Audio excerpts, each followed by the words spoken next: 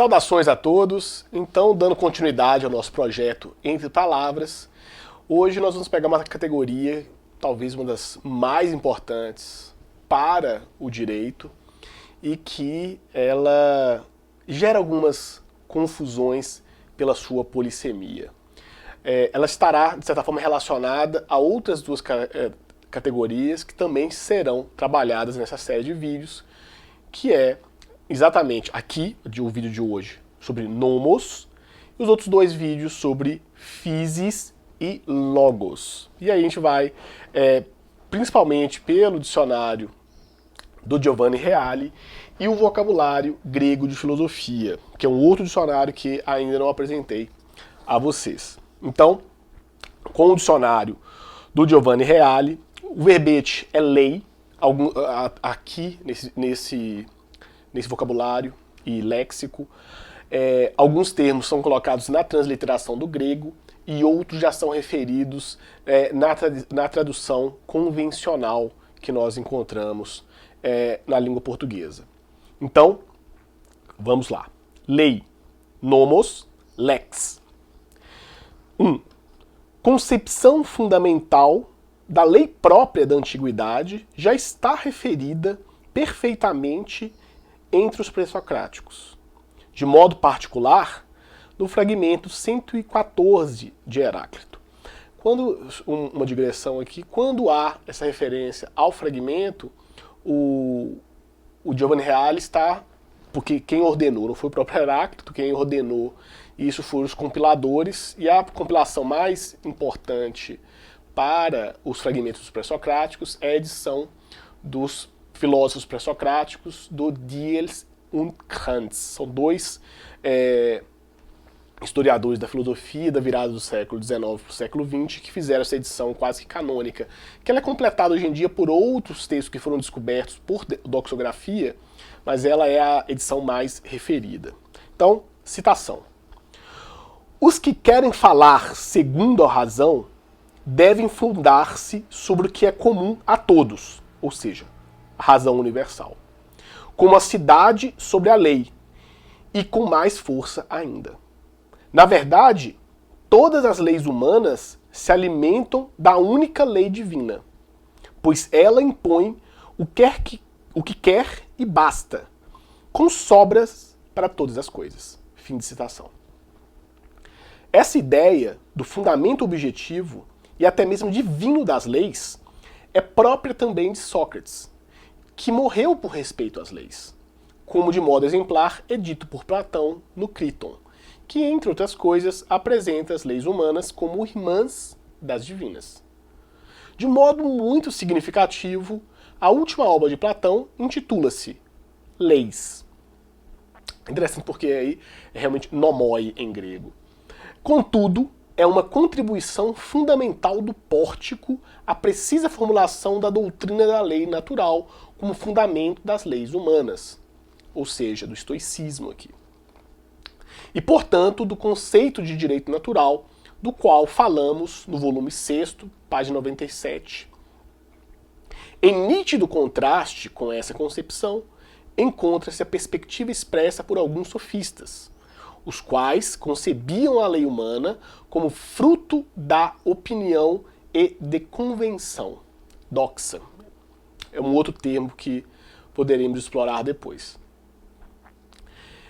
Aí no volume 2, página 63, a referência.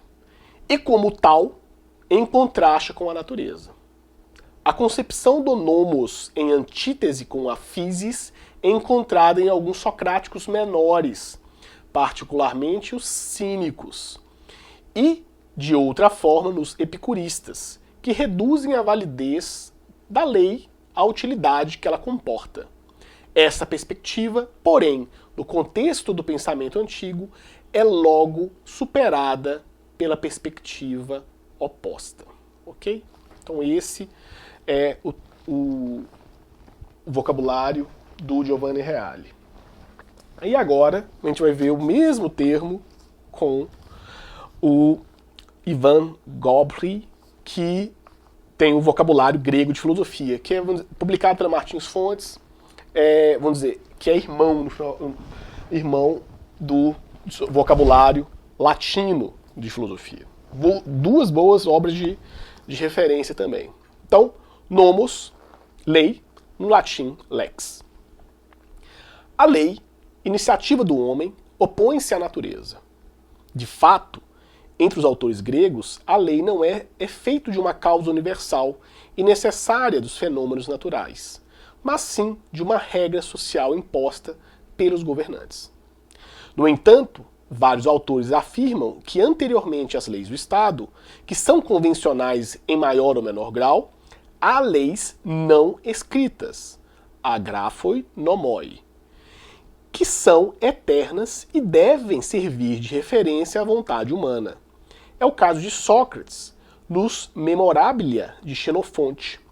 Xenofonte é uma outra fonte importante para a figura do Sócrates histórico. Não só o Sócrates platônico, mas também o Sócrates de Xenofonte e o de Aristófanes, que tem uma comédia, As Nuvens, que ele vai fazer referência ao Sócrates. Mas aí é o Sócrates mais satírico, e alguns vão colocar as diferenças entre essas figuras socráticas.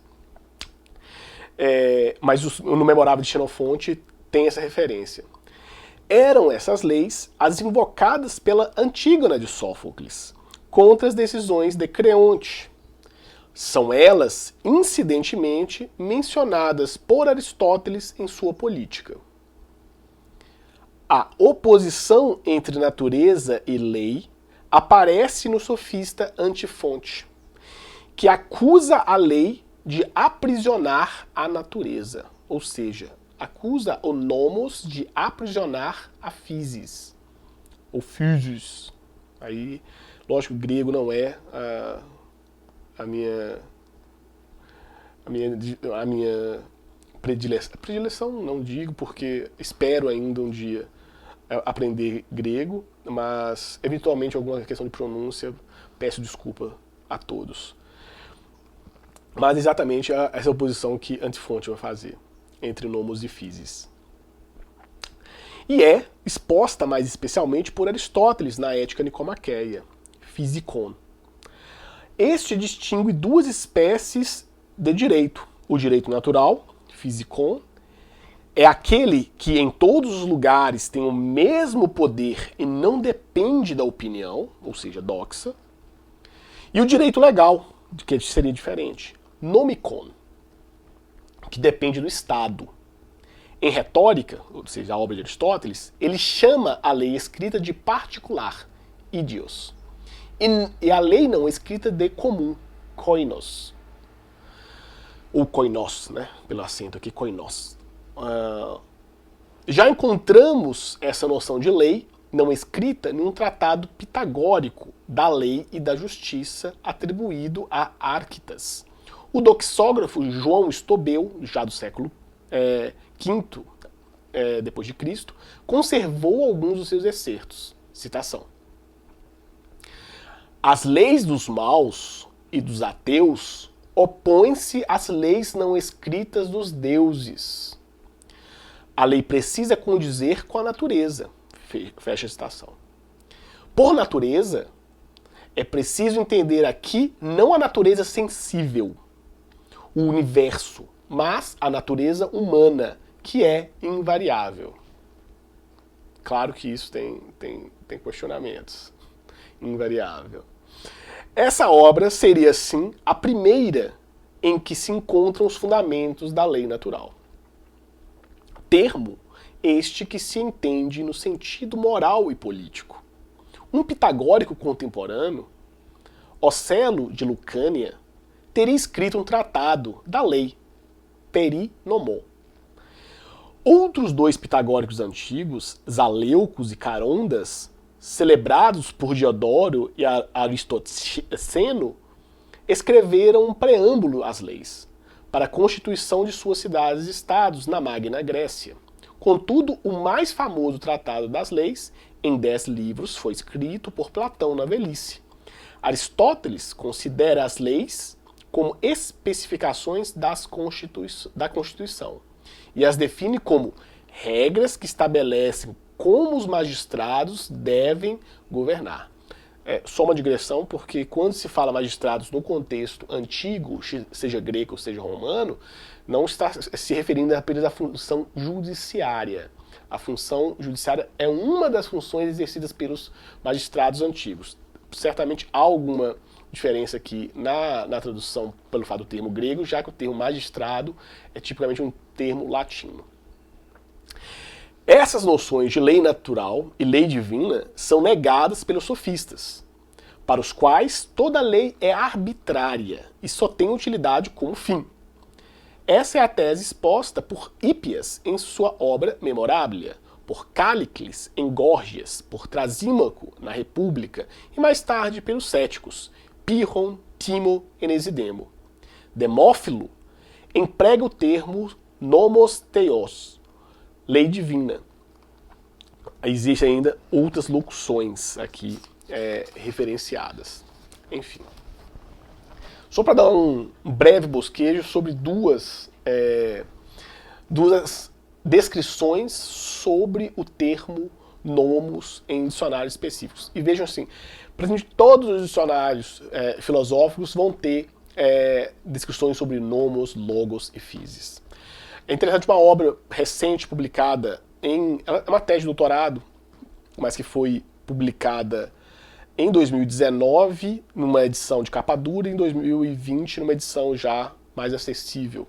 As obras da Edinburgh University Press têm uma diferença entre essas edições, e aí o preço, obviamente, também faz diferença. Que é um texto chamado O Nascimento do Nomos, The Birth of Nomos, que é de um autor chamado Thanos Zatartoulis. Ele é grego, mas reside na Inglaterra. Ele é professor lecturer na Inglaterra. E é um texto assim que trabalha uma filologia do termo nomos de uma forma assim muito, muito rica. Ele tem várias influências da tradição pós-estruturalista, mas em especial do modo como o Giorgio Agamben trabalha certas reconstruções de textos e contextos.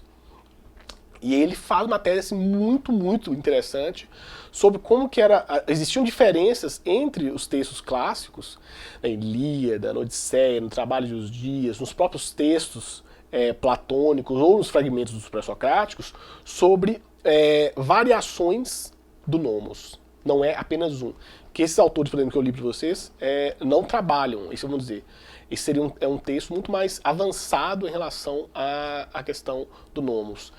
Estou lendo assim lentamente para poder degustar essa discussão, porque é uma das mais caras na história da filosofia. Ok? O vídeo fica um pouco longo por se tratar de umas categorias mais importantes do pensamento jurídico, no final das contas. Tem uma importância imensa para a filosofia, mas com mais razão para a história da filosofia do direito, porque é o que vai guiar as posições e a tensão entre a lei escrita e o que nós chamaríamos posteriormente de direito positivo e a lei natural e o direito natural. Essa tensão entre physis e nomos é uma das mais essenciais para se pensar o pensamento jurídico ainda hoje. Perfeito? Então, até a próxima.